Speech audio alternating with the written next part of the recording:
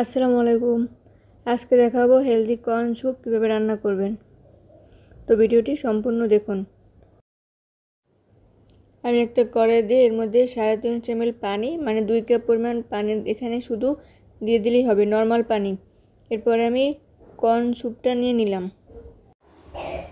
পানির মধ্যে ঢেলে পুরো স্যুপটা সম্পূর্ণ ভালো করে পানির সাথে মিশিয়ে দিতে হবে।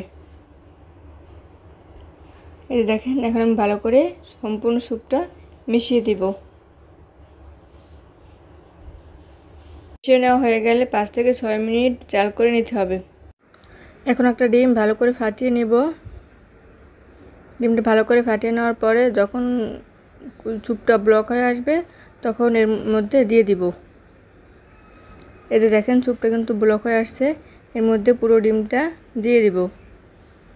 ডিমটা দিয়ে পুরো নাড়াচাড়া করে মিশিয়ে দিলেই হয়ে যাবে হেলদি কর্ন স্যুপ।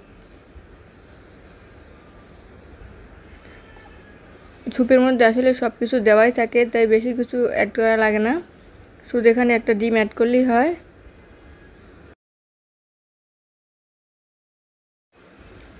আমি স্বাদের জন্য সামান্য পরিমাণে লবণ অ্যাড করে দিলাম। ভিডিওটি ভালো লাগলে একটি লাইক দিবেন এবং চ্যানেলটি সাবস্ক্রাইব করে রাখবেন। ডিমটি দেওয়ার পরে দেখেন 1 মিনিট নাড়াচাড়া করলেই কিন্তু হয়ে যাবে। এই যে দেখেন, হয়ে গেল আমার হেলদি কর্ন স্যুপ। তো সবাই ভালো থাকবেন। আল্লাহ হাফেজ।